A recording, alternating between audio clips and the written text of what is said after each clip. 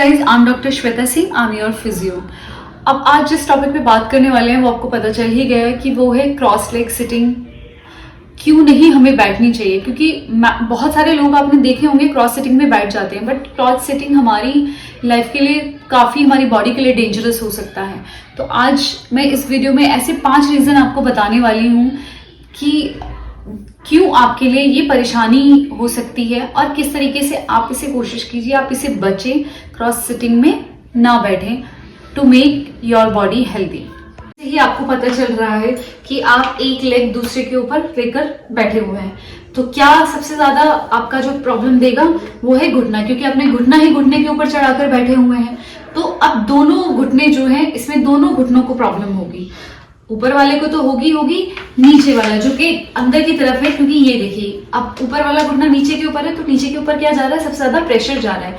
और जो ये पटेला होता है, ऊपर जो चपनी होती है, इसके ऊपर सबसे ज्यादा प्रेशर है। तो क्या होता है, इसका जो बरसा है वो फ्रिक्शन में आता है, एंड इसके बाद फ्रिक्शन में आने के बाद क्या होता है कि वो आपको पटेलर बर्साइटिस सबसे ज्यादा इसी की वजह से देखने को मिलता है। इसी की वजह से वो इन्फ्लेमेशन इसमें क्रिएट होती है एंड आपको प्रॉब्लम होती है। अब सुप्रापटेलर बर्साइटिस तो आप नीचे वाले में होने का खतरा हो जाता है, ब्लड सर्कुलेशन ऑब्वियस नहीं है। एंड ऊपर वाले में क्या होता है, जो नीचे वाला पार्ट है, ये जो पार्ट है, इसे क्या कर रहे हैं, हम प्रेशर डाल रहे हैं। तो प्रेशर डालने से क्या हो रहा है, इसके जो नीचे वाले पार्ट की वेन्स है वो इकट्ठी होने लगती हैं एंड ब्लड सर्कुलेशन कम हो जाता है। तो उसकी वजह से क्या होता है, हमें वेरिकोज वेन होने का खतरा और बढ़ जाता है। सो इस पोजीशन में जब हम बैठ रहे हैं तो बेसिकली हम अपनी नीज का जो ब्लड सर्कुलेशन है उसको हार्म पहुंचा रहे हैं, एंड ऊपर और नीचे दोनों ही नी में हमें प्रॉब्लम हो सकती है क्रॉस सिटिंग बैठने से। तो इसलिए इस क्रॉस सिटिंग को अवॉइड कीजिए।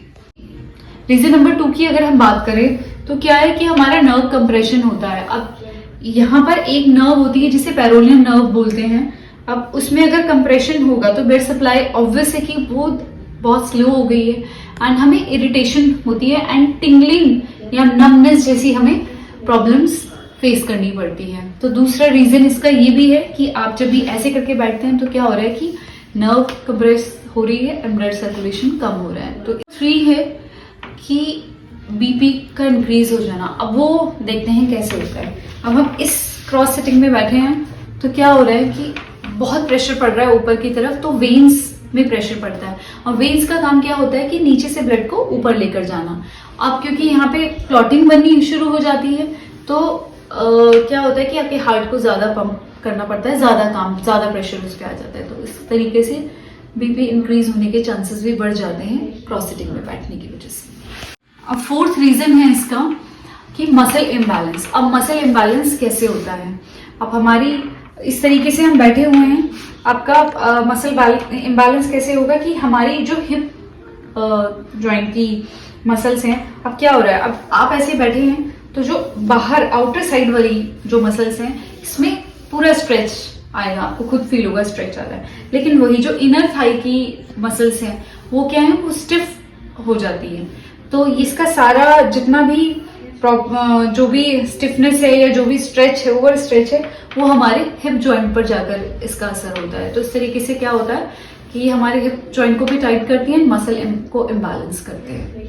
अब हमारा जो 5th रीजन है वो है हमारा जो प्रॉब्लम देगा वो हमारी बैक को देगा, क्योंकि जब हम इस तरीके से बैठे, अभी मैंने कहा कि मसल इम्बैलेंस होगा एंड क्या होगा कि पेल्विक एरिया पे हमारे आएगा एंड हमारी ये जो बैकबोन पर जाएगा। तो क्या होगा कि हम इस तरीके से बैठे हुए हैं, एक तरफ लूज हो जाएंगे, एक तरफ टाइट हो जाएगी, एंड हमारी जो पेल्विक है वो इस तरीके से होगी। जब ये होगा तो पूरा बैक भी ऊपर की तरफ से हल्का सा टिल्ट होना शुरू हो जाता है। तो एक तरफ की मसल स्ट्रेच हो जाती है एंड एक तरफ की मसल लूज रह जाती है, इस तरीके से हो जाता है। एंड कई बार हम ऐसे बैठते हैं, that is a different thing, but cross sitting से ये भी एक प्रॉब्लम हो जाती है, क्योंकि एक हिप पे ज्यादा आपका वेट जा रहा है, जो ऊपर रखा हुआ है उस पर कम जाता है, तो पेल्विक भी इस तरीके से टिल्ट होने लग जाती है, जो कि सीधा इम्पैक्ट बैक पे डालती है और बैक पेन बढ़ा देती है।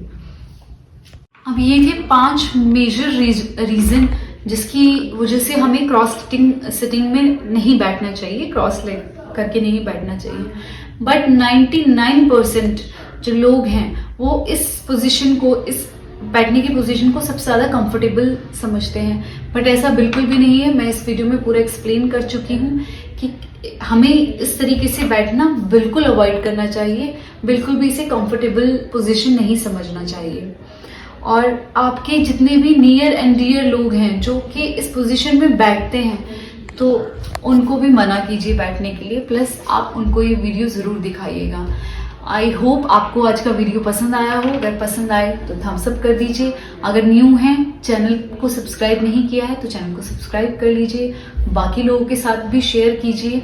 एंड यस, कमेंट में ज़रूर बताइए कि नेक्स्ट वीडियो किसके ऊपर बननी चाहिए। एंड इसी तरीके की और इन्फॉर्मेटिव वीडियो देखने के लिए मेरे चैनल को ज़रूर सब्सक्राइब कीजिए। मिलते हैं अब नेक्स्ट वीडियो में। Till then take care, healthy रहिए, सेफ रहिए। Thank you so much for watching.